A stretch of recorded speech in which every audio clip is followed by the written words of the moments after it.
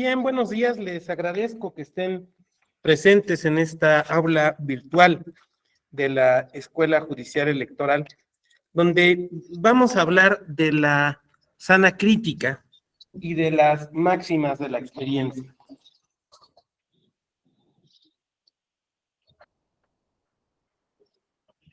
Creo que es la primera vez que me toca estar en sesión con ustedes, entonces comentarles un poquito la dinámica que vamos a seguir. Voy a hacer algunos comentarios acerca del tema que nos convoca el día de hoy, para a partir de ahí abrir más adelante un espacio para las reflexiones, las preguntas, los comentarios. Y se va a valer, desde luego, que me digan, oiga, más que una pregunta tengo un comentario, se va a valer totalmente. De igual manera, si aportan alguna cuestión de su experiencia, de su conocimiento, tanto práctico como teórico, pues desde luego todo esto es muy valioso. Yo no tengo problema si me dicen doctor, licenciado, maestro. La gente comúnmente me dice Vado, ¿no? Con el apellido que tengo no necesito apodo. Mientras no me digan güey, yo no tengo problema, ¿no? De igual manera, me trataré de conducir con ustedes de la forma más propia y adecuada. Bueno, a ver. Bueno, vamos a empezar. Al hablar de estos temas, necesariamente se relacionan con una cuestión que es la cuestión probatoria dentro de los procesos judiciales. Para esto tenemos que tener claro algunos conceptos, ¿no?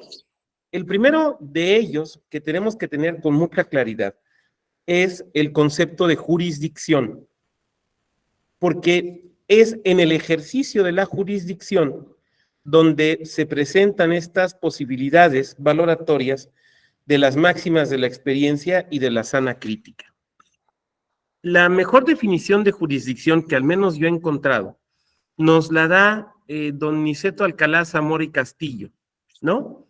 Quien escribe que la jurisdicción es la potestad que tiene un órgano del Estado para conocer, en su día decidir y en su caso ejecutar la sentencia firme dictada con motivo de un litigio. Esto nos debe llevar a reflexionar varios elementos. Primero, distinguir entre jurisdicción y órgano jurisdiccional. Parecerían los mismos conceptos, pero no son así, no son así. Es confundir, digamos, el cauce del río con el río mismo, ¿no? La jurisdicción es esta facultad o esta potestad de la que he hablado hace un momento. El órgano jurisdiccional es el órgano del Estado cuya función común o inmediata es ejercer la jurisdicción. Pero ni todo lo que hacen los órganos jurisdiccionales es jurisdicción, ni solamente ejercen jurisdicción los órganos jurisdiccionales. Voy a poner un ejemplo. Supongan un Tribunal Superior de Justicia de un Estado, ¿no? Que celebra un contrato para el arrendamiento financiero de estas máquinas, de unas computadoras. Ese es un acto materialmente administrativo, ¿no? Por más que lo haga un órgano jurisdiccional. Y el hecho de que lo haga un órgano jurisdiccional no lo vuelve materialmente jurisdiccional. Eso es lo que quiero decir. De igual manera, cuando el pleno de ese tribunal emite un reglamento, por ejemplo, en los juzgados menores, ese acto es materialmente legislativo. No se vuelve jurisdiccional por el simple hecho de ser emitido o tener origen en un órgano de naturaleza jurisdiccional. Por contrapartida, hay órganos que no son materialmente jurisdiccionales, pero que de forma a veces ocasional ejercitan funciones de jurisdicción. Un ejemplo es, ahora que, como ustedes saben, en la madrugada del día de hoy se designaron las consejerías del INE, del Consejo General del INE. Un ejemplo es justamente el Consejo General del INE. ¿Por qué? Porque siendo un órgano técnico, autónomo, de funciones más bien administrativas, sin embargo, sí desarrolla funciones materialmente jurisdiccionales, cuando, por ejemplo, resuelve los procedimientos ordinarios sancionadores. Entonces, no debemos confundir la jurisdicción como potestad, como atribución, como función, con el órgano que la desarrolla. Ahora, la función jurisdiccional tiene por antecedente necesario un litigio, que es, como decía Carneluti, pero que también precisaba justamente don Niceto Alcalá, el litigio es la pretensión que plantea una parte frente a la resistencia de otra, y esta pretensión y esta resistencia son necesariamente jurídicas o tienen efectos jurídicos y se pueden entonces atender o resolver de manera jurídica. No toda discrepancia, no toda disertación, no toda discusión interpersonal es un litigio. Si aquí nos ponemos a discutir con la compañera Daniela o con el compañero Héctor Javier, si estuvo bien o mal que abuchearan a Guillermo Ochoa en el último partido de la selección, pues a lo mejor Daniela diría, pues es que están jugando re mal, doctor, y quien paga el boleto tiene derecho a. Pero a lo mejor Héctor me dice, no, eso está mal porque se nos olvida lo que ha aportado. Bueno, la realidad es que esa discusión no es una discusión que dé lugar a un litigio, porque no es relevante desde el punto de vista jurídico. ¿Cuándo un asunto va a ser auténticamente un litigio? Cuando la relevancia del mismo sea calificado por el derecho. O sea, cuando jurídicamente tenga una solución o una salida. Es en ese caso donde el asunto va a ser auténticamente un litigio. ¿Por qué? Porque el Estado lo considera de tal entidad o de tal importancia que se vuelve necesaria una solución de naturaleza jurídica, ¿no? Mientras esto no suceda, pues eso no será un litigio. Así como no hay proceso sin litigio, esto es, no hay ejercicio de la jurisdicción sin litigio, también puede haber litigio sin jurisdicción y sin proceso, porque se puede llegar a se puede resolver el litigio fuera de un proceso judicial. Por ejemplo, mediante la negociación de las partes.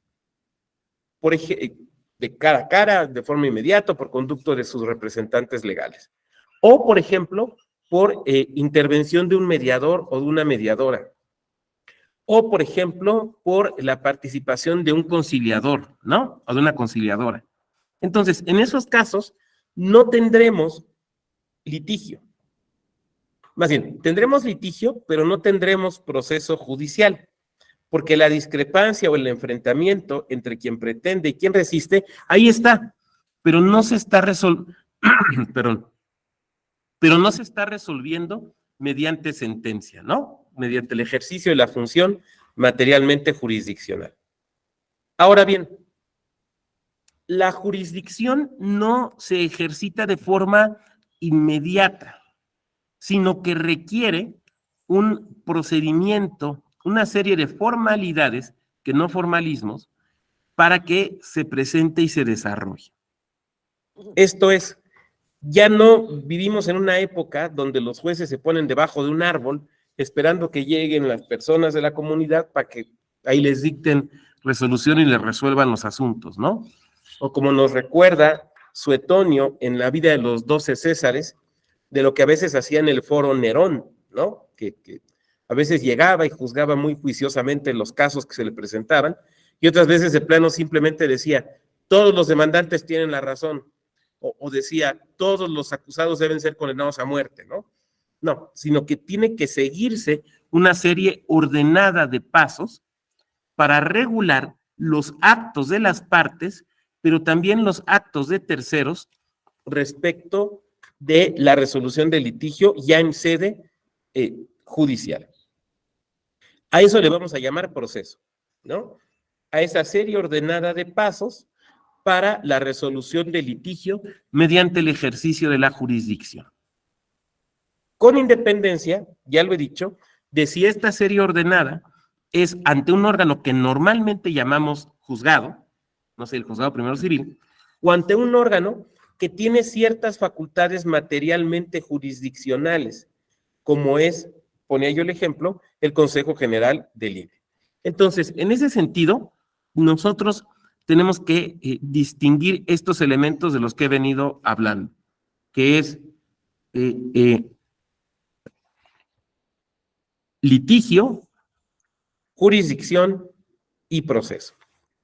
Ahora bien, el proceso tiene distintas etapas. Básicamente tiene dos etapas, ¿no? Que es la instrucción y el juicio. Y es en la etapa de instrucción, es en la etapa de instrucción en la que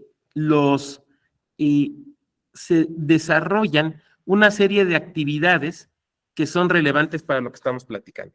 La instrucción se divide en etapa postulatoria, probatoria y preconclusiva. La etapa postulatoria es la que tiene que ver con el planteamiento de la acción, el ejercicio de la acción, pero también de la excepción o la defensa por parte del demandado o en su caso del denunciado. La etapa probatoria tiene que ver justo con nuestro tema, que es el ofrecer los medios para acreditar las afirmaciones vertidas en el juicio, y la etapa, también el desahogo de las mismas, aquellas que sean admitidas, desde luego. Entonces es ofrecimiento, admisión y desahogo. Y la etapa preconclusiva, que son los alegatos, ¿no? Para dar lugar a la etapa final, que es la etapa del juicio. En algunos casos, todo esto que he narrado, tanto la etapa, la instrucción como el juicio o la etapa de la conclusión, se dan ante el mismo juzgado o ante el mismo órgano jurisdiccional, que es como sucede normalmente en un juicio familiar, civil, agrario, en un juicio de amparo indirecto. Pero hay ocasiones que esto se divide entre órganos distintos. Por ejemplo, en materia de amparo directo, ¿no? El amparo directo, digamos, la primera parte, que es muy corta, se desarrolla ante la autoridad responsable. Pero sucede de igual manera, y el juicio, pues, ante un órgano distinto, que es el tribunal colegiado. Pero sucede de igual manera, por regla general, en la materia electoral, aprovechando que estamos, desde luego, en una sede electoral. ¿Esto qué quiere decir? Perdón. Ok, me están avisando de un tema en una clase de más al rato. ¿Esto qué quiere decir? Quiere decir que, por ejemplo, en los procedimientos sancionadores, en el caso de la materia electoral, normalmente la etapa de instrucción se desarrolla ante un órgano distinto del que va a juzgar. Por ejemplo, ante el INE, en el procedimiento especial sancionador, o ante los órganos electorales locales, los OPLES, en el caso de que sean procedimientos, digamos, locales.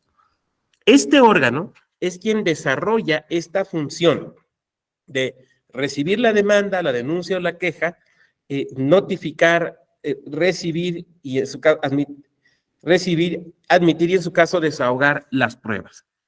Y al tribunal electoral, por lo regular, ya sea local o federal, lo que le toca solamente es la etapa de juicio, ¿no? Por eso, digamos que en cuanto a estructura, los procedimientos o los procesos electorales se parecen mucho al juicio de amparo directo. No es exactamente igual, no se puede litigar igual, pero se parece justamente por esto que estoy platicando aquí. Ahora bien,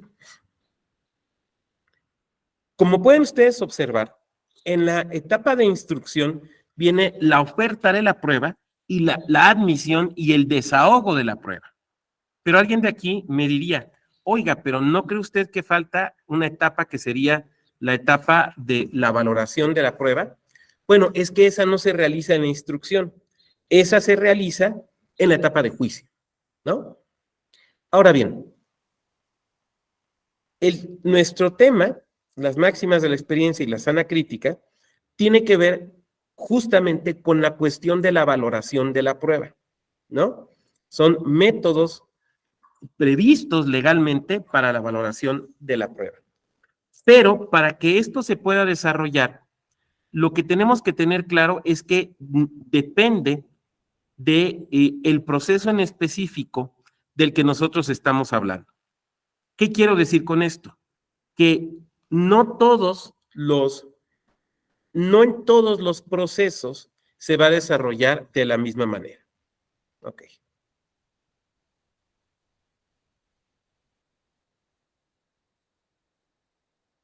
Esto tiene que ver con el diseño del proceso en sí. En algunos procesos, el juez es visto, o la jueza, el órgano judicial, ¿no? Es visto como una especie de árbitro, ¿no? Que lo que debe hacer es cuidar que las partes se comporten conforme lo previsto en la ley y que las partes aporten los elementos que tengan y que consideren que sean importantes o valiosos para acreditar los hechos de su demanda o en su caso de su contestación. Pero que este juzgador o este tribunal no puede ir más allá de esa actividad. O sea, es una especie de árbitro, como en el caso de los árbitros de tenis, por poner un poquito la referencia, ¿no? Que pues están ahí sentados en su silla viendo cómo los otros le van pegando y cómo va pasando la pelota, y que juzgan cuando ésta sale del lugar donde tiene que caer y pica en otro lugar distinto, o cuando toca lo que no debe de tocar, o cualquiera de estas infracciones posibles al reglamento de tenis. Este es un juez que es, por decirlo así, un árbitro inmóvil, ¿no? Y que su función básicamente es una función pasiva, porque depende totalmente de lo que las partes hagan, le acerquen dentro del procedimiento, o dentro, mejor diríamos, del proceso. Por lo tanto, es un juez que su función es, digámoslo así, de manera pasiva. Este juez, este tipo de juez, no depende en realidad, digamos, de la visión que tenga la persona acerca de su función. Supongamos que el compañero Yael Manuel García fuera juez y que él, al preguntarse acerca de su función, concluyera que lo mejor es ser un juez, digamos, pasivo, un juez que está viendo cómo están las partes interactuando entre sí y que no tenga que intervenir para no desnivelar el campo de juego, ¿no? Por decirlo de alguna manera. No, no tiene que ver con eso. Tiene que ver con el diseño legislativo del procedimiento y en particular con el diseño legislativo de las facultades del juez. Los procesos de derecho privado, o sea, los procesos donde se discuten derechos disponibles, normalmente son procesos diseñados con esta lógica, ¿no? Con la lógica de que el juez o la jueza tengan una función más bien pasiva. ¿Por qué razón? La respuesta no es porque son los más antiguos o porque antes era así. Eso, digamos, sería muy fácil, pero sería un poco, o sea, y es cierto, pero es un poco mentiroso, ¿no? ¿Por qué se diseñaban de esta manera? Porque se partía de son diseños, vamos, que nos vienen sobre todo de finales del siglo XVIII, inicios del siglo XIX. No tendríamos que irnos hasta el medievo o a los romanos para hablar de esto. Son diseños que se hacen pensando en un principio del derecho liberal, que es el de la igualdad de las partes, ¿no? Así como se predica la igualdad de las partes en la firma de un contrato, se predica la igualdad de las partes en un proceso judicial. Se les supone con los mismos derechos, con las mismas capacidades, con las mismas posibilidades. Por lo tanto, el juez, si interviniera de alguna manera, lo que estaría haciendo dentro de esa lógica es alterar la igualdad natural, o mejor diríamos, la igualdad prevista legalmente de las partes. Por lo tanto, lo que tiene que hacer es no intervenir, sino solamente realizar acciones correctivas cuando sea necesario porque se violente alguna regla del propio proceso. Yo sé que mientras digo esto, ustedes inmediatamente están pensando en que así funcionaba también la idea del mercado, ¿no? Claro, es que son ideas que van de la mano. O sea, ¿se acuerdan que es la idea del mercado liberal, ¿no? O sea, esta idea de que el Estado no debe intervenir porque el mercado se regula solo, ¿no? Y que solamente deberá intervenir de forma extraordinaria, ¿para qué? Para garantizar el cumplimiento de los contratos o de los pactos entre los agentes económicos. Esta similitud no es casual. O sea, esto que estoy platicando no es casual, porque el modelo económico siempre determina el sistema jurídico. El sistema jurídico es la variable dependiente del modelo económico. Y esto no lo digo yo, al final de cuentas, un humilde profesor mexicano hablando antes de las 8 de la mañana. Esto lo ha desarrollado, por ejemplo, Jaime Cárdenas o Michael Tigar, que han demostrado esta relación que hay entre el modelo económico y el diseño del tipo de proceso. Por lo tanto, el modelo económico liberal es un modelo que se basa en la desconfianza hacia el tribunal, ¿no? En la desconfianza hacia el Estado, en la idea de que el Estado es peligroso para los derechos y que el Estado es desde luego también peligroso para el mercado. Sin embargo, es un mal necesario. No se puede no tener Estado, entre otras razones, porque el propio mercado lo necesita. ¿Para qué lo necesita? Lo necesita directamente para garantizar el cumplimiento de los contratos. Por lo tanto, necesitamos al Estado en esta, ya digamos, trasladado a la idea judicial, en esta, en este diseño institucional.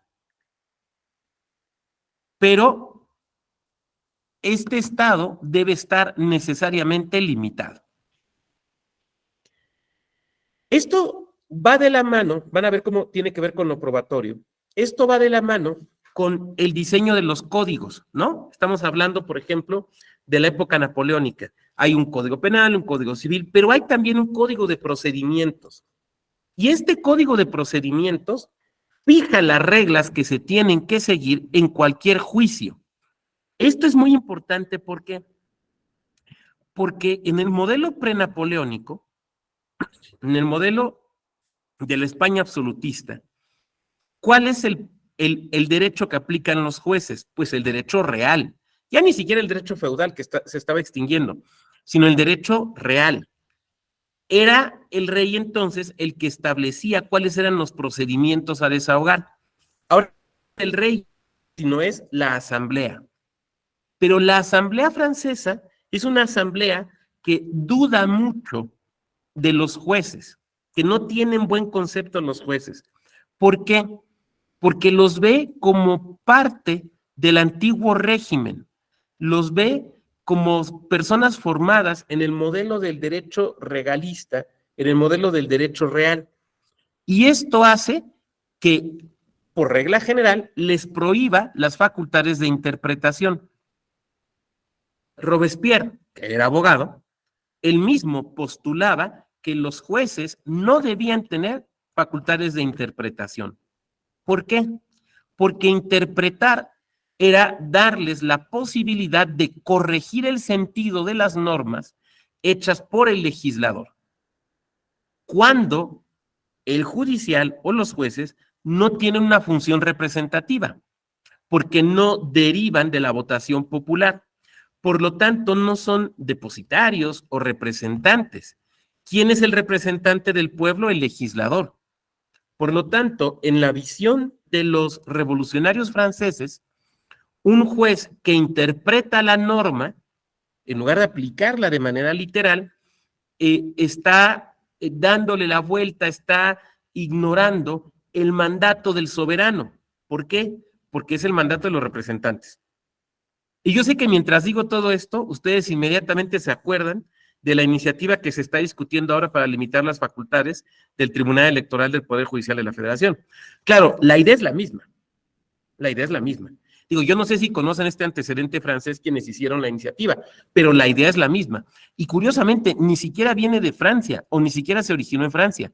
Esta idea ya estaba presente en los emperadores del Imperio Bizantino. Bueno, ahora, ¿Esto cómo se refleja en materia probatoria? Bueno, en materia probatoria se refleja con un cambio en el modelo de valoración de la prueba. Cuando hablamos de prueba, tenemos que hablar de varios elementos. En primer lugar, de la posibilidad de ofertar pruebas. Las partes en un juicio tenemos que acreditar nuestras afirmaciones. Que si yo digo que Héctor Javier me debe un dinero, o que si yo digo que se cometió ciertas acciones que implican la nulidad de una elección, yo tengo que acreditarlas.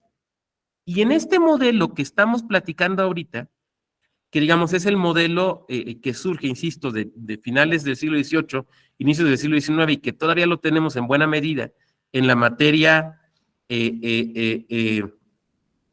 civil y en la materia mercantil, lo que tenemos es la idea de que las partes son las que deben acreditar, por lo tanto, las que deben ofrecer las pruebas, casi como parte del derecho de acción y de excepción, ¿no? Pero a su vez, el órgano judicial ahí tiene las manos amarradas. No debe realizar una tarea de investigación, no debe realizar una tarea de averiguación. Eduardo Couture lo ha dicho con mucha... Eduardo J. Couture, ese gran procesalista uruguayo, lo dijo con mucha claridad. Dice, es un juez que no puede realizar labores de indagación. Es un juez que no puede realizar una labor de investigación. Porque al hacerlo, se asume, se rompe esa igualdad que se debe de respetar. Por lo tanto, en este primer modelo, ahí no tiene nada que hacer. Pero la legislación sí establece una serie, un catálogo de medios de prueba admisibles. No los deja a la libertad del juzgador, como pasaba un poco antes de la época napoleónica y del Código de Procedimientos Civiles francés, donde incluso la admisión de las pruebas quedaba totalmente a la voluntad o a la decisión del juzgador. Lo que se establece entonces dentro de los códigos es un catálogo de medios que pueden ofrecerse. Y eso quiere decir que una prueba que no se encuentra en ese catálogo no se puede ofrecer. Y al no poderse ofrecer, entonces no se puede admitir. La siguiente etapa entonces, que es la etapa de admisión, implica como paso necesariamente previo, decíamos, la oferta. Pero también implica una limitación de las potestades del juez. Recuerden que la lógica de estos procesos es confiar en las partes, pero desconfiar de la autoridad, ¿no? Entonces, ¿de quién se está desconfiando? Del juez. ¿En quién se confía? En las partes, pero también en lo establecido por el legislador. Entonces, se dice, a ver, hay un conjunto de reglas que tiene que evaluar este juez árbitro para saber si la prueba es admisible. Y eso es algo que todavía tenemos hasta la actualidad. Lo primero es verificar si se encuentra dentro de ese catálogo. Esa es la primera labor que tiene que hacer ya propiamente el juez en materia probatoria. Primero, verificar si se encuentra en ese catálogo. Segunda, verificar si es una prueba que no proviene de una fuente ilícita. ¿A qué me refiero? A que hay pruebas que no pueden admitirse por su origen. Voy a poner un ejemplo que ahora, incluso en la materia electoral, es muy común. La clásica de que te ofrecen una conversación de estos teléfonos, ¿no? Una conversación de WhatsApp. Oiga, ¿y usted cómo tuvo acceso, donde se prueba, no sé, que hay una colusión de funcionarios públicos para defraudar la voluntad popular? ¿No? Bueno, ok. ¿Y usted cómo llegó a usted esta conversación? ¿Se la mandaron a usted? ¿Forma parte del chat? No, pues fíjese que me la hizo llegar alguien. Ok, pero ¿quién alguien? Pues uno al que se la mandaron. Ok, ¿y quién es? No, pues no quiere decir. Oiga, es que tiene que reconocer que le está entregando a usted. No, pues no puede decir, no quiere decir. Bueno, perdón, pero esa es prueba ilícita. Entonces, la segunda labor del juez o de la jueza es verificar que no sea una prueba de origen ilícito. La tercera es que verifique los requisitos formales. Voy a poner un ejemplo. Normalmente, la legislación procesal civil y la mercantil te dice, cuando ofrezcas las pruebas, tienes que relacionarlas con los hechos, ¿no? Entonces, supongamos que el primer hecho de la demanda en la que Héctor me demanda a mí, dice, el 1 de junio de 2022, el doctor Vado me firmó un pagaré por 10,000 pesos. Evidentemente, el medio de prueba es el pagaré. Entonces, en el apartado de pruebas, Héctor tendrá que poner prueba documental privada consistente en el pagaré firmado por el doctor Vado. Pero tendrá que decir, punto y aparte, o punto y seguido, prueba que relaciono con el hecho primero de mi demanda. Como una circunstancia, ustedes me van a decir, meramente formal, pero cuyo incumplimiento podía llevar a la no admisión de la prueba. No por un problema de la prueba misma.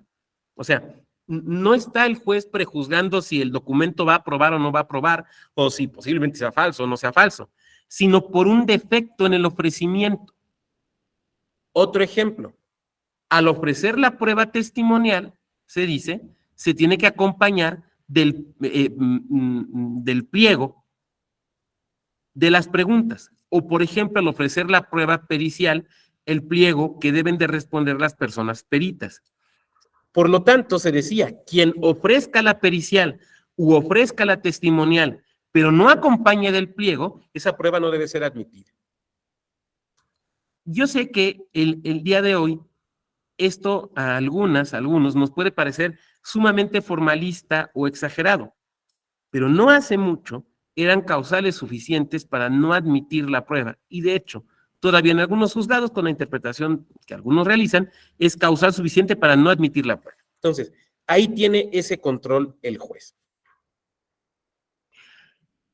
Después de la etapa de y aquí hay algo muy importante. En este modelo que estoy platicando, el juez no puede introducir en la discusión algún otro medio de prueba diverso del que las partes están presentando. ¿Por qué razón? Porque se dice, él no es el dueño del juicio. El dueño del juicio son las partes, porque se trata de una discusión de derechos disponibles. El otro momento, el tercer momento de la prueba, que vendría siendo el segundo, donde se manifiesta el poder del juez, es en el desahogo de la misma. Porque el juez debe de cuidar el cumplimiento de los elementos de los requisitos formales del desahogo de la prueba. Voy a poner un par de ejemplos. Pensemos en la prueba de confesión, la prueba confesional en su versión de posiciones. Esta tiene una cierta forma. Por ejemplo, solo se puede inquirir o solo se le puede preguntar a la parte respecto de hechos propios, no ajenos, ¿no? Ese es el primer requisito. Por lo tanto, si en el desahogo de la prueba confesional Héctor me pregunta algo que no tiene que ver conmigo, entonces el juez le va a decir, esa posición no se admite. ¿Por qué no se admite? Porque usted está tratando a la parte como si fuera testigo, ¿no? No le está preguntando por hechos propios, le tiene que preguntar por hechos propios. Segunda, porque hay un formalismo en la manera en la que se realiza la posición. Por ejemplo, Héctor me diría, en el desahogo de esta prueba, que diga el doctor Vado si es cierto como lo es, que el día 15 de abril de 2022 me firmó un pagaré por 10,000 pesos. Ya. Pero, por ejemplo, si el planteamiento de Héctor fuera que diga el doctor Vado si es cierto como lo es, que el día 15 de marzo de 2022 me firmó un pagaré por 10,000 pesos y no me ha pagado, ahí el juez le diría, espérate, esa posición está mal formulada. ¿Por qué? Porque contiene dos hechos distintos, ¿no? Uno, que es la firma del documento, otro, que es la falta de pago. Es que quiero probar que no me pago, bueno, pues haga usted dos preguntas, ¿no? O haga usted dos posiciones, una respecto de la existencia del adeudo y otra respecto a la falta de pago. Pero como pueden ver ustedes, aún en esta parte, la facultad del juez es una facultad meramente de dirección. O sea, son las partes las que están en el juego del juicio. Es el juez el que va dirigiendo, pero no interviene, vamos, lo que quiero decir es que no mete las manos, ¿no? De igual manera, en la prueba pericial, pues el juez recibirá el dictamen, los dos dictámenes del perito de cada una de las partes, y si encuentra que son concordes, eso será suficiente. Pero si encuentra que hay una discrepancia, una disertación entre ellos, entonces tendrá que proceder a pedir lo que se conoce como un perito tercero en discordia. Ahora bien, lo más importante, ya que se ha desahogado esto, viene la etapa de la valoración probatoria. La valoración de la prueba se dice, en el momento en el que se está preparando la resolución. Esto es, vamos, si lo vemos de una perspectiva práctica, digamos que es en parte cierto, pero solo en parte, porque la realidad es que el juez o la jueza ya se va formando una idea del asunto desde que el asunto llega a su conocimiento y con mayor claridad a partir del desahogo de las pruebas. Cuando se están desahogando las pruebas, el juez va teniendo una cierta idea acerca de la procedencia de las pretensiones o de las excepciones. Por esa razón, en algunos casos, en algunas legislaciones, el ejemplo es la colombiana en materia administrativa, curiosamente, los medios alternativos, por ejemplo, la conciliación o la negociación, se ejecutan después de la etapa probatoria. A mí eso me parecía muy extraño. Y una vez lo platiqué con una abogada colombiana y ella me decía, mira, Vado, es que tiene mucha lógica, porque luego las partes al inicio del juicio no quieren transigir, pero que ya que desahogaron pruebas y ya que ven qué armas trae cada quien y que los abogados pueden medir con mucha mayor precisión la posibilidad de ganar o de perder, hay un incentivo para negociar. Yo no sé si sea tan efectiva o no esta postura, lo que sé es que tiene que ver justamente con esto, con que ya en la etapa probatoria, el juez o la jueza ya se va formando ciertas ideas, pero la verdad es que también se la van formando los abogados y las abogadas de las partes, ¿no? Bueno. Pero es en esta parte donde el juez tiene que valorar las pruebas. En el modelo que surge de la Revolución Francesa, se retoma con mucha fuerza en un principio el modelo de la prueba tasada, que era un modelo que venía incluso de la época medieval. ¿Qué es la prueba tasada? La prueba tasada es cuando la ley le dice al juzgador, le dice al órgano judicial, qué peso, qué influencia en la sentencia tiene que tener determinada prueba. O, en su caso, qué medios de prueba necesariamente acreditan las pretensiones deducidas.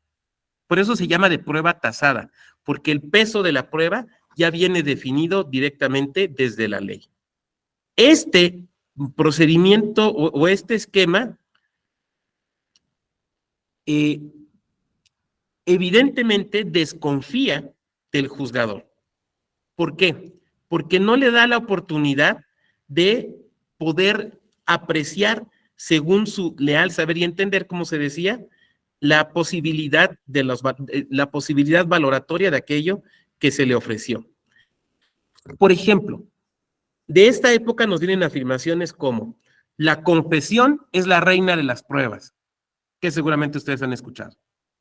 O, por ejemplo, el peso que se pedía para acreditar con testigos. Entonces venían frases como, por ejemplo, testigo 1, testigo nulo, ¿no?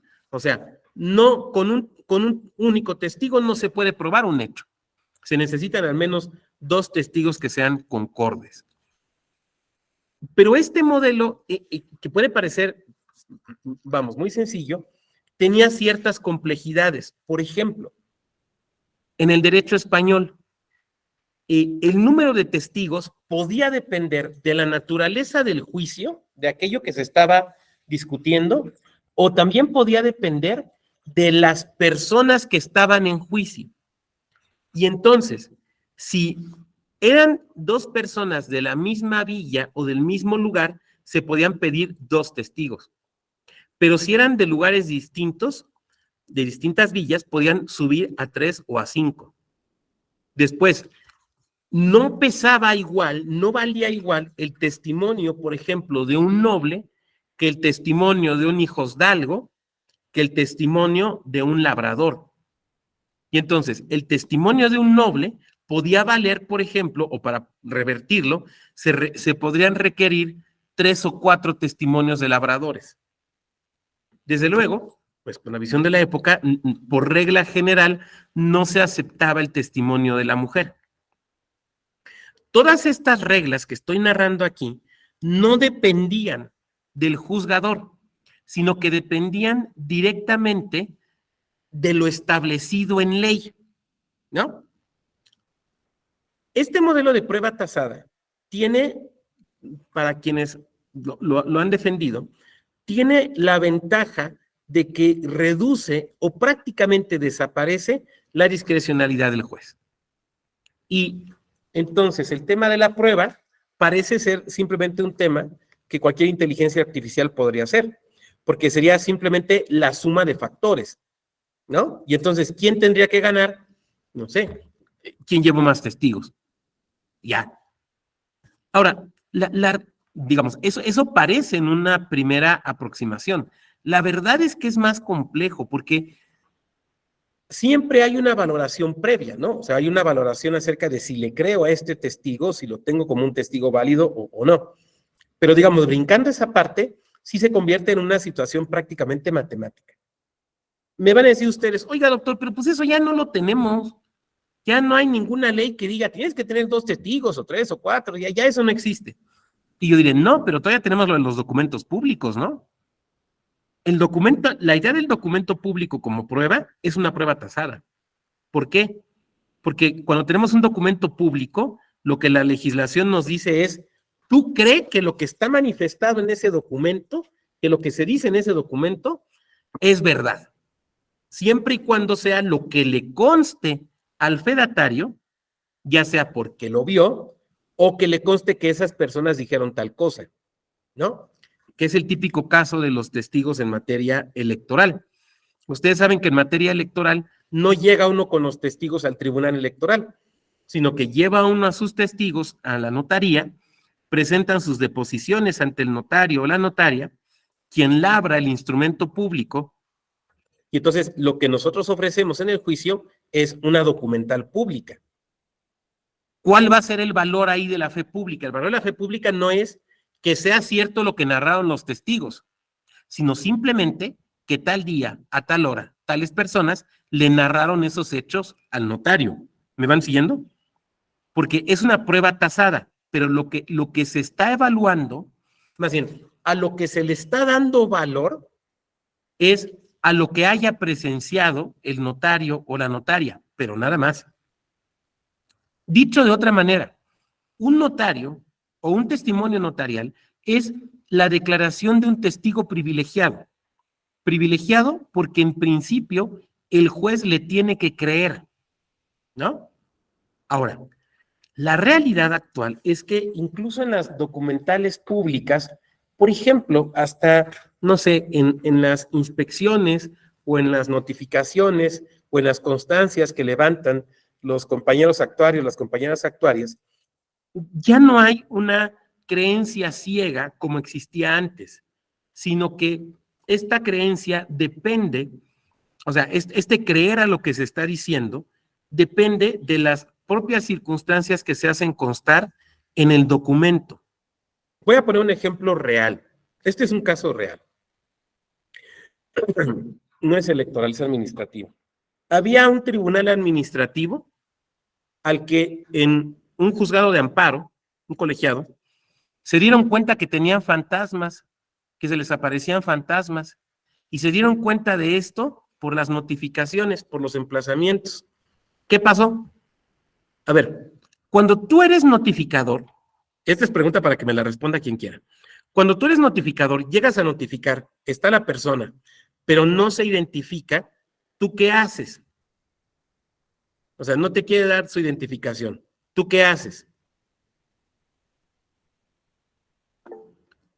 Adelante, Yael. Tiene que escribir a la persona. Me atiende una persona que dice llamarse Manuel, de 1,75, sin rasgos particulares, sin bigote, barba, etcétera. Ok, muy bien. Juan Pablo.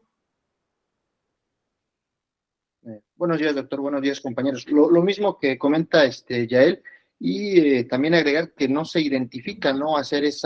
Constatar esa parte, no se identifica. Perfecto. Entonces, no se quiso identificar y la describimos, ¿no?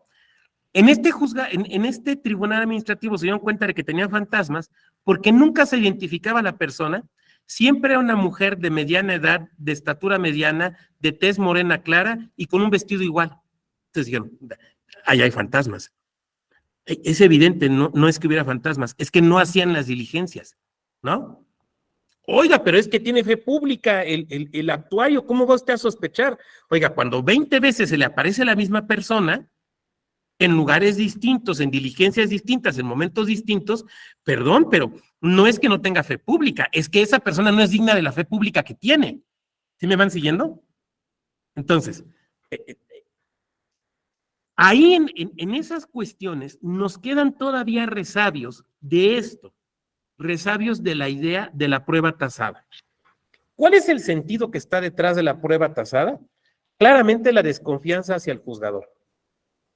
Ya sea por pensar que éste pueda ser desleal hacia el sistema jurídico o por pensar que se debe desconfiar de la experiencia que el propio juez tenga. Este modelo empieza a cambiar en 1855, particularmente en España. En ese año se establece el juicio, la ley de enjuiciamiento civil española. Esta ley es muy importante porque en el mundo de habla hispana, digamos que es la primera ley procesal moderna. Estaba el Código Procesal Civil de Napoleón, ¿no? Pero bueno, digamos que ese nos influencia, pero no mucho.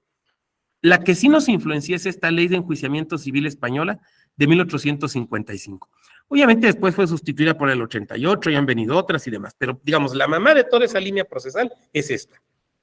Y esta ley fue traída a América, fue la ley que nos influenció en nuestras primeras legislaciones procesales. Y esta ley cambia el modelo, porque hasta ese momento, el modelo del juicio español, que era un modelo que venía prácticamente desde la época del rey Alfonso el Sabio, en materia probatoria, era un modelo basado en la desconfianza del juez, hacia el juez. Por lo tanto, basado en la idea de la prueba tasada. Y a partir de este momento se establece lo que se conoce como el método de la sana crítica. Esto es muy curioso porque pasa como con la ponderación, ¿no? O sea, cuando vemos ahora estas sentencias que hacen test de proporcionalidad y que hacen ponderación, nos preguntamos, pues, ¿de dónde viene? Y vemos que nos viene de Israel y de Alemania, y que los israelíes lo trajeron de Alemania. Ah, pues el Tribunal Constitucional alemán, sí, pues nos viene de allí, ¿no? Pero curiosamente no es el Tribunal Constitucional alemán el que inventó o el que dio los pasos de la ponderación, sino que esto viene de la actividad de la justicia administrativa de Prusia en el siglo XIX, o sea, antes de que Alemania existiera. Este método de la sana crítica nos viene entonces de España, 1855. Pero los redactores de esta ley de enjuiciamiento, de este código de procedimientos, tampoco lo inventaron de manera inmediata, sino que ellos a su vez lo trajeron de una ordenanza real respecto de procedimientos o de pleitos administrativos que databa más o menos de 1848. Entonces, en realidad el método de la sana crítica que nosotros adoptamos en la legislación civil y que después fue pasando a las otras, en realidad tiene su origen en el procedimiento administrativo.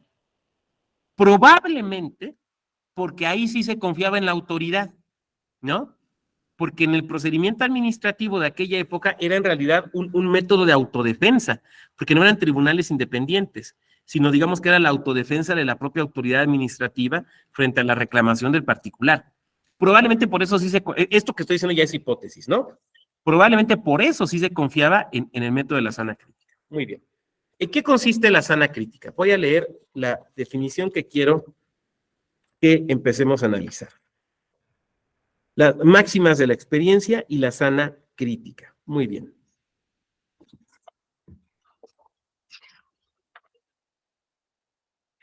Las máximas de la experiencia, dice, nos recuerda Calamandrei, dice, perdón, Couture.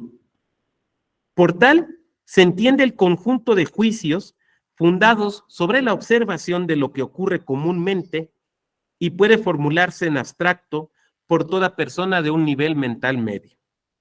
Las máximas de la experiencia, sigue diciendo, son normas de valor general independientes del caso específico, pero como se extraen de la observación de lo que generalmente ocurre en numerosos casos, son susceptibles de aplicación en todos los otros casos de la especie misma. Vuelvo a leer. Máxima de la experiencia.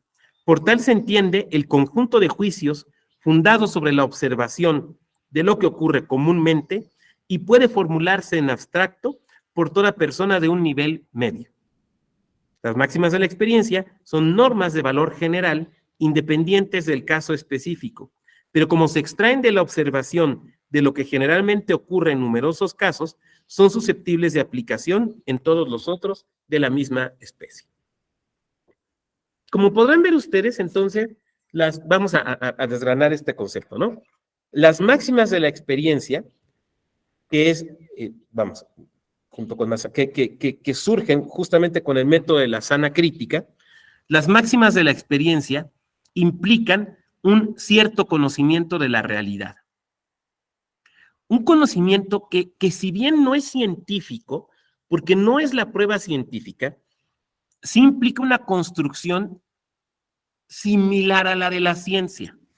Voy a explicar esto. ¿Se acuerdan de los segundos analíticos de Aristóteles? Que nos narran, nos señalan cuál es el modelo de la construcción del conocimiento científico, ¿no? Que parte de la observación. Aristóteles era, a final de cuentas, empirista. Parte de la observación. De la observación se obtienen los principios generales. Estos principios generales se aplican después a otros casos no observados previamente. Entonces, por ejemplo, pensemos en las aves. Pensemos en la primera persona que categorizó a ciertos animales como aves. ¿Qué fue lo que observó? Pues que había ciertos seres vivos, o sea, ya animales, empezamos a establecer la categorización, que tenían solo 2 patas, no 4. Y que la parte superior, donde irían, digamos, las otras patas o las patas delanteras, eran alas y que tenían plumas. Algunos vuelan, otros no. Entonces, de la observación se extraen los principios generales que nos permiten establecer la categoría. De ver aves, de ver cierto tipo de animales, concluimos las características propias de la categoría ave, que es un animal bípedo, con alas y con plumas. Eso es un ave. Pero esta observación la realizamos con muchas otras, con muchas otras cosas. A veces, esta observación nos permite inferencias válidas, como esta que he hecho de las aves. A veces nos lleva a error. Hay un ejemplo muy bueno que pone un escritor americano que se llama Gore Vidal en su vida de Juliano, un emperador romano. Dice, los filósofos usan barba, Juliano usa barba, por lo tanto Juliano es un filósofo. Evidentemente ahí sabemos que eso es falso, porque no todos los filósofos usan barba, ni todas las personas que se dedican a la filosofía, o ni todas las personas que tienen barba se dedican a la filosofía. Entonces, esta forma de observación y de establecer estas categorías y estos principios que aplicamos a los casos desconocidos, no deja de tener un cierto margen de error, que ahí es donde van a entrar las máximas de la experiencia, pero estoy ahorita con la sana crítica. Sin embargo, nos permiten de alguna manera operar en la realidad, ¿no? Operar en la realidad. Estas máximas de la experiencia no son producto de un desarrollo científico. No son tampoco producto propiamente, digamos, de una cultura libresca, sino son producto de la realidad social que el juez o la jueza aprende, ¿no? Aprende con H intermedia, que el juez o la jueza se da cuenta. Por lo tanto, son situaciones temporalmente, temporal y geográficamente determinadas, lo cual quiere decir que no en todos los casos va a ser igual. Voy a ponerlo con un ejemplo de la materia electoral. Actos anticipados de campaña, ¿no? O sea, gente que ya se anda promoviendo porque quiere llegar a un cargo de elección popular, ¿no? Y sabemos que, bueno, pues esto está prohibido fuera de ciertos plazos. Entonces, es común que nos vengan, pues, denuncias por actos anticipados de campaña. Ahora, ¿cómo se realizan estos actos anticipados de campaña? Una respuesta dogmática, digamos, desde la ley, sería decir, bueno, pues cuando se presenta algún tipo de proyecto o cuando se habla de que se espera que se vote por tal persona. Ok, pero en la vida real, en la práctica, ¿cómo se presenta? Y ahí tenemos que observar que no es igual en todo el país. No es igual en todo el país. Voy a poner un par de ejemplos, tal vez de estados desde los cuales ustedes están siguiendo esta clase. El primero de ellos. Hay estados donde lo que suelen hacer aquellas personas que quieren ser candidatas, previo, digamos, al proceso electoral, es que invitan a su cumpleaños.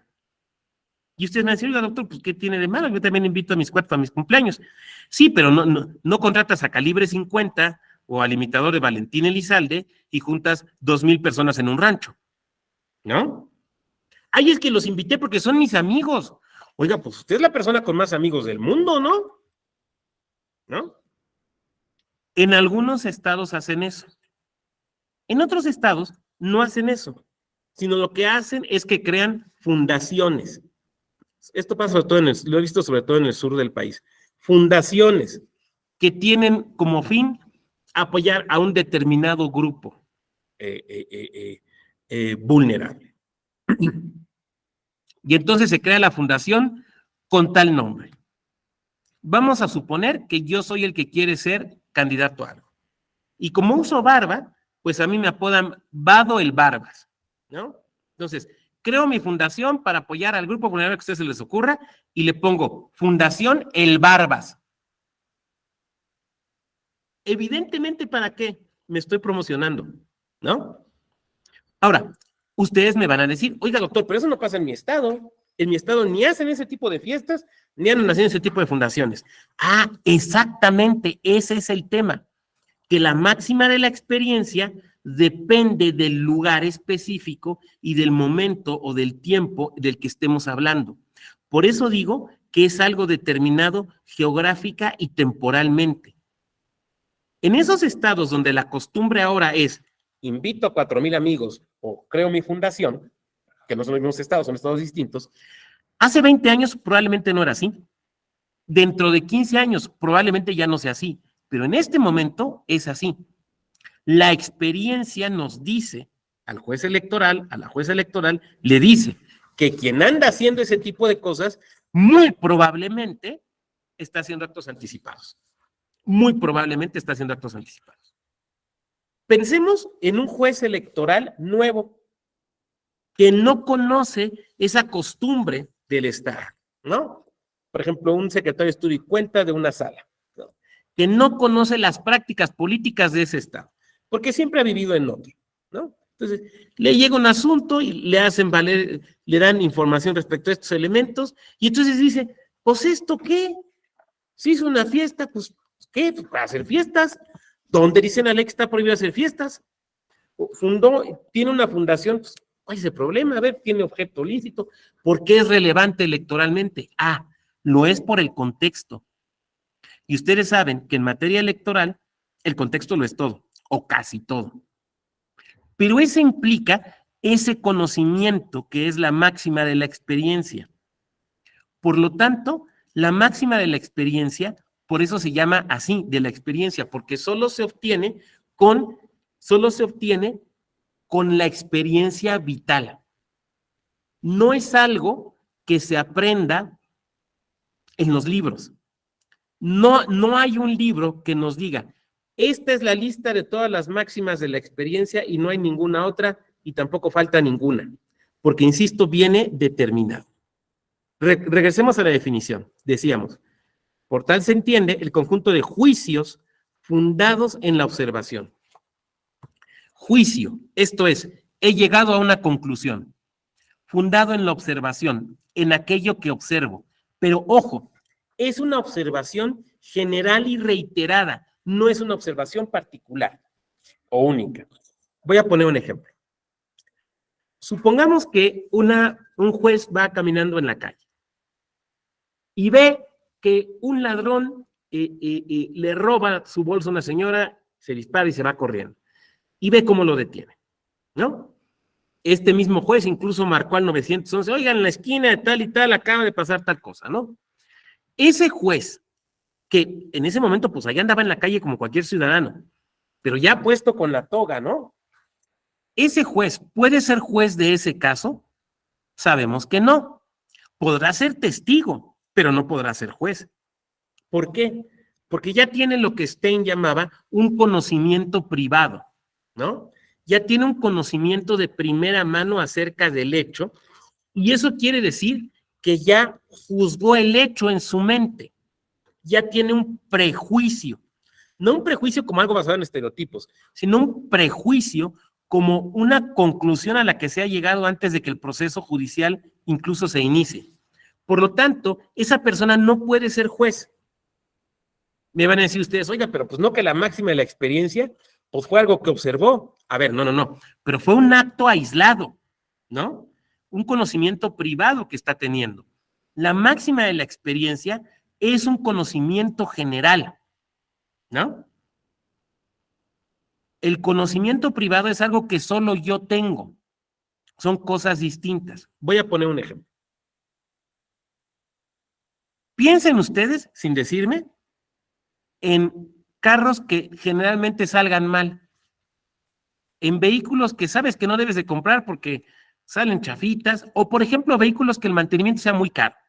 Carros que uno diga, pues ese me gustaría tenerlo, pero puta, para mantenerlo necesito otra chamba, ¿no? No me digan nombres. Eso es una máxima de la experiencia, que puede ser correcta o puede no serla. Por regla general lo son. Esa es una máxima de la experiencia. Ahora, el que determinado taller sea malo por su experiencia personal individual o que determinada refaccionaria sea muy cara, ese es conocimiento privado. Porque eso es algo que solo ustedes tienen. Lo otro es un conocimiento general. Por eso dice la definición, me regreso a la definición, dice, fundado sobre la observación de lo que ocurre comúnmente, esto es, una situación que se repite, no algo que haya pasado una única vez. Puede ser que un día, por una circunstancia absolutamente extraordinaria, en Pachuca hayan visto una aurora boreal, pero eso no es común, eso no es general. Eso ha pasado una vez en los anales que se tienen registrados. Y puede formularse en abstracto por toda persona de un nivel medio. Dice más adelante. Pero como se extrae de la observación de lo que generalmente ocurre en numerosos casos, son susceptibles de aplicación en todos los otros de la misma especie. Por lo tanto, la máxima de la experiencia implica que el juez se pregunte o que la jueza se pregunte, ¿esto sucede de forma general? ¿Esto es un conocimiento general? ¿O esto es un conocimiento que solo tengo yo? ¿O esto es un conocimiento que solo pueden tener las personas peritas en la materia? Porque si es así, entonces no es una máxima de la experiencia, será un conocimiento técnico o un conocimiento científico, que de suyo plantean sus problemas, pero que son distintos de los que estamos platicando aquí. Eso quiere decir entonces que la máxima de la experiencia en realidad se parece mucho a lo que llamamos sentido común y por lo tanto no es un atributo exclusivo del juez, sino de cualquier persona, ¿no? Por ejemplo, en mi estado, en verano llueve, en verano suele llover, lo cual puede ser un dato importante, por ejemplo, para apreciar un hecho de tránsito. Esa es una máxima de la experiencia. Pero esa máxima de la experiencia la tiene no solo el juez o no solo la jueza, sino cualquier persona que viva en el lugar. ¿Me van siguiendo? Esto que he planteado hace un momento, la costumbre de que pues, quien quiere ser candidato hace unas comidotas gigantescas en su cumpleaños, o quien quiere ser candidato hace una fundación con su nombre. Bueno, eso lo sabe la persona que vive en el lugar, no solamente el juez o la jueza electoral. Por lo tanto, es algo de apreciación general, que cualquier persona, dice Couture, con un nivel medio, o sea, el supuesto de cualquier persona común y corriente, podría entender, o podría, más que entender, darse cuenta. Por lo tanto, tampoco requiere un conocimiento técnico legal. O sea, no es un conocimiento de derecho, es un conocimiento vital de la vida misma tal y como se presenta. Por eso, las máximas de la experiencia las pueden aplicar perfectamente los jueces legos, porque no depende del derecho. Y como decía yo hace un momento también, no depende del conocimiento científico, depende simplemente de la percepción por nuestros sentidos y de una capacidad media de racionalizarlo. Ahora bien, las máximas de la experiencia pueden cambiar con el tiempo por distintas razones. Vuelvo al ejemplo de afirmar, en mi estado llueve en verano, pero ¿qué crees? Por el cambio climático, porque hace 100 años llovía en diciembre. Le voy a poner como un ejemplo, no sé si les gusten los signos zodiacales, o sean afectos a los signos zodiacales. Yo no lo soy, pero por alguna razón tengo este dato. Dicen que si tú consultas los libros que tienen que ver con la cuestión zodiacal de hace 100, 150 años, ya no te van a servir, porque por el movimiento de los planetas, estos han cambiado. Entonces resulta que la máxima de la experiencia que se tenía acerca de cómo es un Piscis, ahora resulta que ya no se le aplica al Piscis, ahora resulta que se le aplica al Escorpio. ¿Por qué? Porque hubo un cambio. De igual manera, nuestra apreciación, por ejemplo, de la velocidad ha cambiado.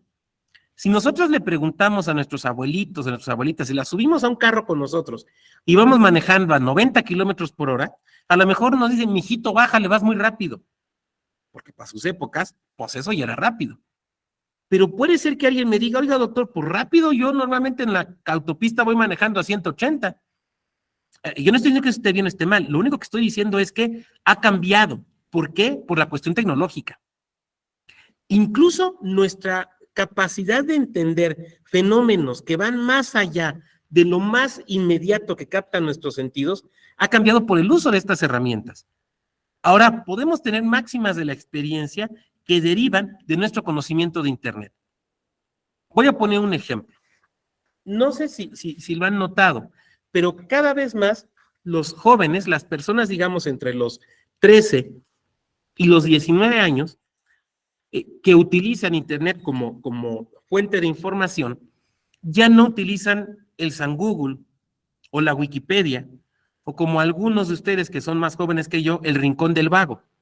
¿Qué es lo que utilizan como fuente de información? TikTok. TikTok.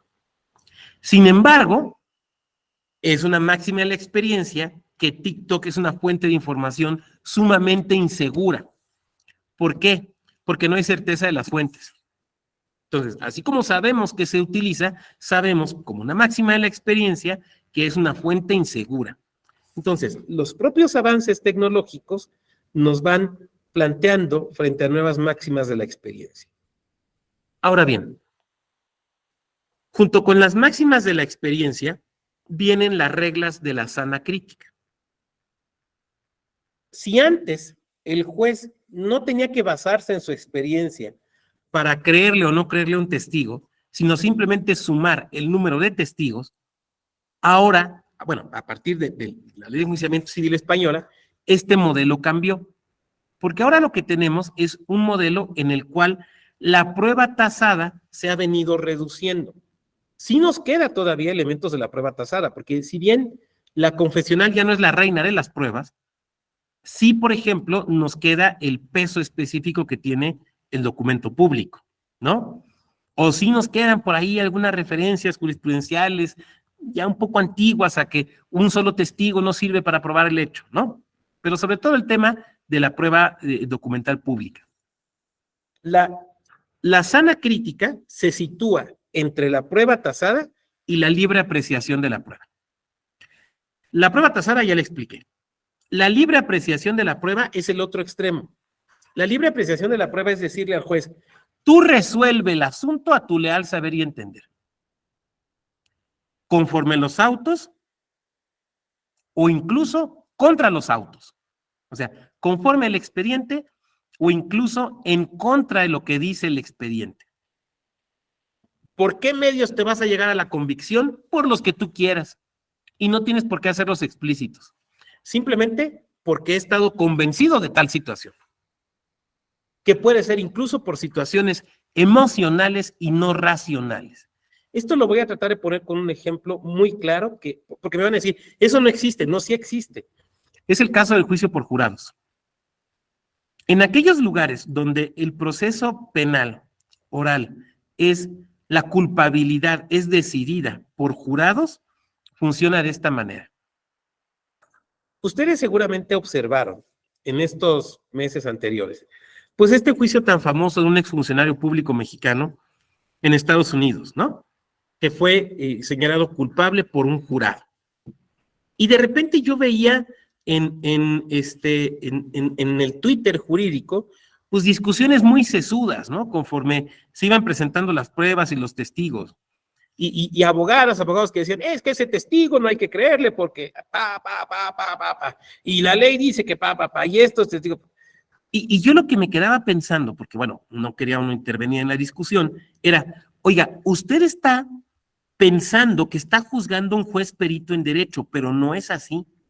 Quien está juzgando es un jurado, y un jurado juzga de manera distinta que un juez que es perito en derecho. Porque a un juez que es perito en derecho se le pide la aplicación del derecho, o sea, que en sus procesos mentales aplique el derecho. El jurado no funciona así. Y entonces me van a levantar la mano, oiga, ¿cómo que no había un juez? Ahí estaba el juez conduciendo el debate. Sí, pero ¿quién determinó la culpabilidad? ¿El juez o el jurado? El jurado. Y el jurado, a un jurado se le convence distinto que a un juez, porque a un jurado se le puede convencer por razones puramente emocionales, ¿no? No necesariamente con elementos racionales. Miren ustedes, en México existió el juicio por jurados en materia penal hasta 1929. Después desapareció. Ahora, bueno, ya los juicios orales, pero obviamente no son juicios por jurados. Eso lo tenemos que tener muy, muy claro. Hay un espléndido libro, muy entretenido, que les recomiendo, que se llama El jurado resuelve, de un abogado que se llamaba Federico Sodi. Es como tío bisabuelo de Thalía. Ya ven que Thalía es Thalía Sodi, y los Sodi es una vieja familia de penalistas en la Ciudad de México. Bueno, este tío tatarabuelo de Thalía, Federico Sodi, cuenta en este libro que se llama así, El jurado resuelve, cuenta los juicios por jurados. Y una cosa que es muy interesante cuando uno lee, es un libro de anécdotas, no es un libro propiamente jurídico, pero pues es anécdotas de juicios. Lo que es muy interesante observar es la técnica probatoria, porque lo que queda muy claro es que como a quien tienen que convencer es al jurado, entonces recurren a una serie, hoy le llamaríamos de trucos, de golpes de efecto. Por ejemplo, la viuda vestida de negro, acongojada y sollozando para demostrar que está arrepentida de haber matado al marido, ¿no? Por ejemplo, el hombre que se presenta muy serio y muy sobrio y muy tranquilo y trae hasta su crucifijo cuando ha sido acusado de cometer ciertos delitos por borracho y por blasfemo, ¿no? ¿Por qué? Porque la idea es crear una imagen en el jurado, una imagen que se va a crear sobre todo a partir de cuestiones emocionales. La forma, por ejemplo, de construir los interrogatorios, no llevándolos necesariamente hacia una cuestión jurídica, sino hacia que se trata de personas buenas, virtuosas, que por una circunstancia desgraciada en la vida hicieron lo que no tenían que hacer, pensando en el caso de la defensa. Cuando uno lee ese libro, o cuando uno ve, por ejemplo, este tipo de juicios por jurados en Estados Unidos, uno nota la diferencia entre juzgar siendo juez de derecho y juzgar siendo jurado. ¿Por qué? Porque el juez de derecho tiene que dar razones de todo lo que hace, ¿no? Por eso, la libre apreciación de la prueba ya no existe en el derecho positivo, por ejemplo, en el derecho positivo mexicano, porque el juez tiene que dar razones. En la libre apreciación, que es la que hace el jurado, no da razones. No da razones. En este juicio o en cualquier otro juicio penal americano que ustedes hayan visto, incluso en las películas, ustedes ven que lo único que hacen, lo único que hablan los jurados es cuando el juez les pregunta, a ver, señor presidente del jurado, ¿ya llegaron a un veredicto? Sí. A ver, ¿cuál es? Pues encontramos culpable a la persona o la encontramos inocente. Pero si se fijan, nunca dicen más. Nunca dicen, mire, la encontramos culpable porque la prueba fulana de tal, concatenada con tal, nos genera esta convicción. Nada, eso nunca lo dicen. O lo encontramos inocente porque el testigo tal nos pareció que mintió porque tal situación. Eso no lo dicen. Eso es la libre apreciación. ¿Por qué el jurado llegó a la convicción que llegó? No sabemos. En ningún caso. En ningún caso. Hay una obra de teatro y película que se llama 12 hombres en pugna, que habla de esto. Y es muy interesante porque es un caso, es muy buena película, muy buena obra de teatro. Es un caso donde es un juicio por jurados y cuando salen a deliberar, el presidente dice, pues es que esto es muy claro, es culpable, ¿no? Tiene que ser un juicio unánime, obviamente. Entonces, sus 10 compañeros, o sea, 11 en total, dicen sí, pero uno de ellos dice, no, para mí es inocente. Y toda la obra de teatro y toda la película es ver cómo esa persona convence a los otros de que es inocente. Y entonces lo que parecía un jurado, un veredicto seguro de culpabilidad, se convierte en un veredicto inesperado de inocencia. ¿Pero por qué razones? Y lo vemos lo vemos en esa película, y a algunos los convence con argumentos racionales, a otros los que les mueve es la emoción. Pero ¿por qué llega el jurado a esa convicción? No lo sabemos. No lo sabemos y no se le pregunta. Por lo tanto, es una sentencia donde la condena no está motivada. Ahora, la pregunta es, ¿nos gustaría en México tener casos donde las condenas o las sentencias no fueran motivadas? Me parece que no, ¿no? En principio me parece que no. Por eso, la libre apreciación de la prueba queda excluida. Nos queda entonces, entre la libre apreciación de la prueba, que es un método excluido en México por las razones que he tratado de explicar aquí, y la prueba tasada, nos queda en medio la sana crítica. La sana crítica quiere decir que el juez le va a dar el valor a las pruebas conforme su desahogo dentro del juicio y conforme su propia experiencia. Y que entonces el juez nos va a tener que decir, ¿por qué sí le creí al testimonio de Yael, pero por qué no le creí al testimonio de Manuel? No nos va a poder decir el juez, pues es que este ofreció 3 y este nada más 2, entonces gana el que tiene 3. Tampoco nos va a poder decir el juez, pues no te tengo que decir porque es libre apreciación. Nos va a tener que decir las razones. Y entonces nos va a decir, miren ustedes, no le creo al testigo Juan porque él dice que vio los hechos a las 6 de la mañana a través de la ventana de su cuarto, porque se despertó, oyó gritos, se asomó y a lo lejos y vio aproximadamente a unos 10 metros lo que estaba sucediendo. Porque ese mismo testigo refirió que no tenía puestos los lentes y a la vez él refirió que tenía que ponerse los lentes incluso para salir de su cuarto porque es muy miope. Por lo tanto, no le puedo creer. ¿Se fijan que esta narración que he hecho en ningún momento está diciendo la ley dice que no le puedo creer a los testigos miopes? ¿Se fijan? ¿Se fijan que en ningún momento está diciendo pues no le creo porque no le creo? O nos va a tener que decir, sí le creo a este otro testigo, ¿por qué? Porque las aseveraciones de lo que vio son concordes con este otro testigo o con esta prueba pericial o con la confesional o con una inspección.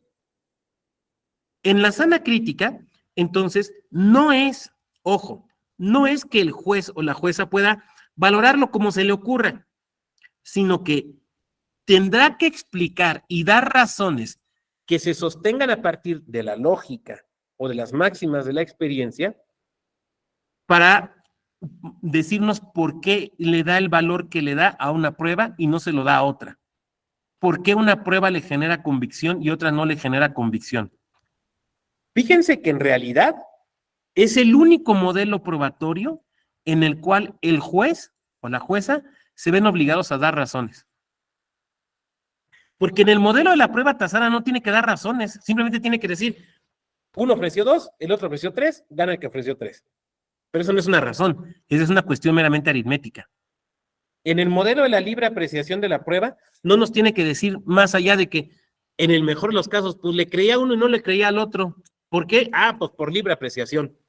¿Se fijan?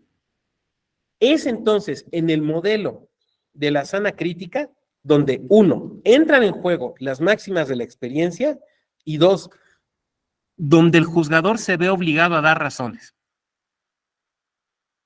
Eso quiere decir que, por ejemplo, cuando tú apelas o impugnas esa sentencia, puede ser que lo que estés pidiendo sea auténticamente una casación, o que, perdón, no una casación, sino lo que los franceses propiamente le llamaban una apelación. O sea, decir, el juez apreció mal los hechos, el juez valoró mal las pruebas. Por ejemplo, el juez no está aplicando una máxima de la experiencia, o está queriendo hacer pasar como máxima de la experiencia algo que es un conocimiento privado. Perdón, o algo que a lo mejor es un conocimiento científico, pero que requiere prueba científica, no una máxima de la experiencia. ¿Ok? Bien, en atención al tiempo quisiera yo dejar hasta aquí mi peroración y que pasáramos a la etapa de preguntas y comentarios, simplemente señalando algo, perdón, previo. Aunque nuestra clase no es de derecho procesal electoral, pues tengo que mencionarlo porque estamos en una sede electoral. En la materia electoral, como tal, no existe la prueba tasada, ¿no? Porque además, bueno, ya platicaba yo el tema de los testigos y demás. No existe como tal la prueba tasada. Sin embargo, sí es obvio que como en cualquier otra materia procesal, las documentales públicas tienen un peso importante. Pero estas documentales van a depender de las razones de las mismas. Voy a poner un ejemplo que es típico con las constancias de residencia. No es lo mismo una constancia de residencia simple que dice, Luis Octavio Vado vive en Juárez 24 Sur desde hace 5 años. ¿Por qué? Porque me lo dijo, que es bastante endeble, a una constancia de residencia que venga respaldada por todo el expediente en el cual se acreditó con testimoniales, con documentales, con una inspección, con una visita, que efectivamente vivo en el lugar. Entonces, una documental, lo que estoy tratando de decir es que en materia electoral, el decir que tengo una documental pública no quiere decir que en automático vas a ganar el juicio. Tienes algo a tu favor, pero vas a tener que articularlo de otra manera. Muy bien, o reforzarlo. Muy bien, pasamos a los comentarios y las preguntas. Mientras se animan, vamos a ver aquí qué hay en el chat. Dice Alejandro. Las máximas de la experiencia son normas de conocimiento general que surgen de lo ocurrido habitualmente en múltiples casos y que por ello pueden aplicarse en todos los demás de la misma especie, porque están fundadas en el saber común de la gente, dado por las vivencias y la experiencia social en un lugar y momento determinados. Definición de una tesis aislada. Claro, claro. Y esto remarca que es un conocimiento general, o sea, no es un conocimiento abogadil, ¿no? O sea, la máxima de la experiencia la puede tener un abogado, pero la puede tener una ingeniera, pero la puede tener un contador, pero la puede tener una taxista, ¿no? De las personas que estén en ese lugar. Perfecto. Muy bien. Y dice también, en un lugar y en un momento determinados. Claro, o sea, insisto, es una situación determinada es una situación geográfica y temporalmente determinada. A ver, lo voy a poner con otro ejemplo para que sea más fácil. Es como cuando decimos, a ver, en tal lugar, ¿dónde se comen ricos tacos de barbacoa? Y la opinión común es, pues fíjate que en el Chanchito, ¿no? Esa es una máxima de la experiencia, porque normalmente la gente que ha ido y come bien. Pero a lo mejor en 5 años, la máxima de la experiencia va a ser al revés. ¿Dónde comes mal los tacos de barbacoa? En el Chanchito, porque ahora ya no están buenos. Entonces, es algo que necesariamente es temporal. Dice Héctor Javier Perdón, doctor, la figura de la oficialía electoral que realizan los funcionarios en los consejos electorales, desde la autoridad administrativa, que están dotados de fe pública en un proceso electoral, entonces ¿no se consideraría una prueba tasada? A ver, es que puede tener deficiencias. Puede tener deficiencias. Les voy a platicar un caso que me tocó a mí como consejero electoral resolver, porque en el Open en el que yo estaba resolvíamos los peces y los poses de un problema con una oficialía electoral. Ahí les va el caso. Este es un caso real. Ustedes saben que hay algunas ciudades cuyo casco histórico es patrimonio histórico de la nación, de la humanidad. Guanajuato, Querétaro, no me acuerdo si Mérida, ¿no? Bueno, en esas ciudades, normalmente la propia legislación prohíbe pegar propaganda electoral, ¿no? Para conservar, pues, la imagen del lugar. En Querétaro, justamente es así. Entonces se denuncia una barda pintada en una zona prohibida porque estaba dentro del casco histórico que formaba parte o que forma parte del patrimonio histórico de la humanidad. Entonces, la base en la que se fundamenta la denuncia es una oficialía electoral de la barda. Entonces vamos a ver el expediente, vamos a ver la oficialía. Empiezo a ver la oficialía y me doy cuenta que la barda se encontraba en la avenida Zaragoza. ¿Alguien de aquí conoce la ciudad de Querétaro? Bueno, la avenida Zaragoza es una de las avenidas principales que cruza la ciudad de este a oeste. Es una de las dos, una es Constituyentes, otra es Zaragoza. Bueno. Y dice, no me acuerdo el número, pero vamos a poner que dice Zaragoza 19. Y viene la barda y todo. Bueno. Y esa avenida tiene dos sentidos, porque es 2 carriles de un lado y 2 del otro. Digamos, Zaragoza Oriente y Zaragoza Poniente. Zaragoza Oriente da efectivamente al centro histórico, pero Zaragoza Poniente, que es la acera de enfrente, no. Por lo tanto, la oficialía al decir Zaragoza 19, pero no decirme si es Oriente o Poniente, no me da la información necesaria para resolver el asunto. ¿Por qué? Porque si está en Zaragoza 19 Oriente, tienen razón, está pintada en lugar prohibido, de este lado. Pero si está en la acera de enfrente, no, porque de este lado ya no es patrimonio histórico, de este lado no está prohibido. Por lo tanto, la oficialía me tenía que decir Zaragoza 19 Oriente, y entonces sí castigo, o Zaragoza 19 Poniente, y entonces no.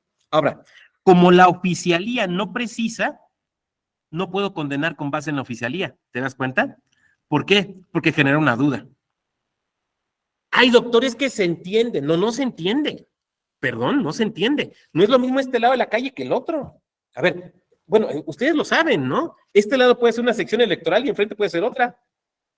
De este lado puede ser un municipio y de este otro. Entonces, no se entiende. Está mal hecha. Hay que volverla a hacer.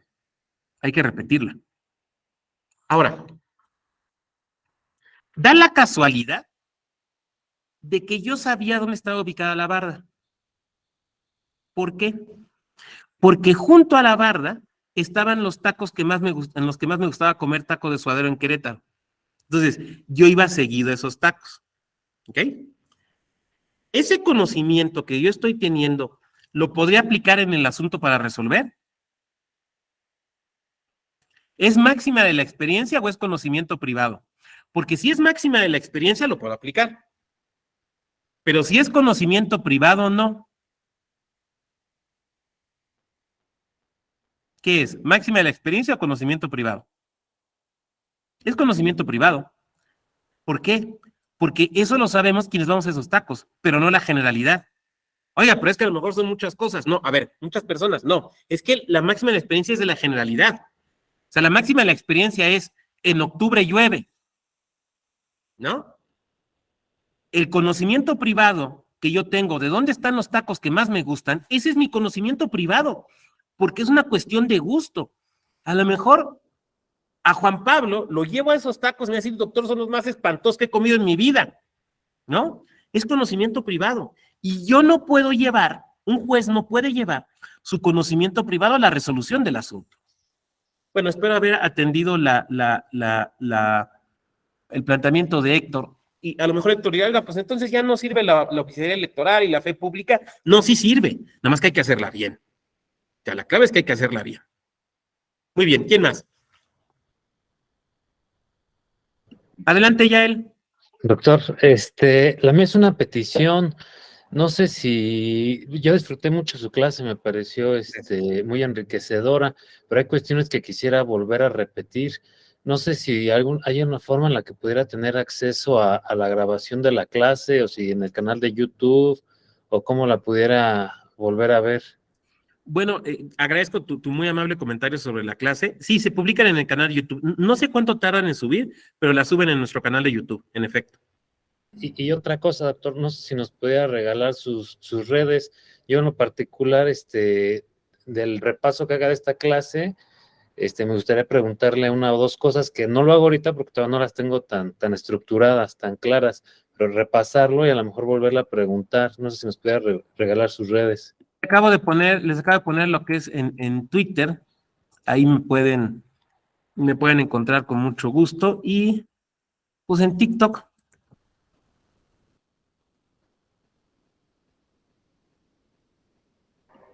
Gracias, doctor. No crean que hago bailes en TikTok, o sea, no me van a ver ahí bailando con la ley electoral. No soy malo para las cumbias, he de reconocerlo, pero pues no se trata de hacer ese tipo de cosas ahí, ¿no? Sino, bueno, pues compartir este tipo de cosas. No te pongo el Face porque el Face lo tengo para las tías donde compartimos piolines, ¿no? Entonces, pues es más en otro sentido.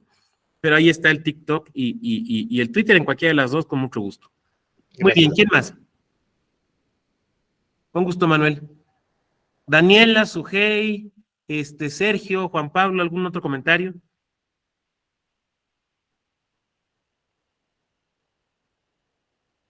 Creo que lo más complejo de esto es entender que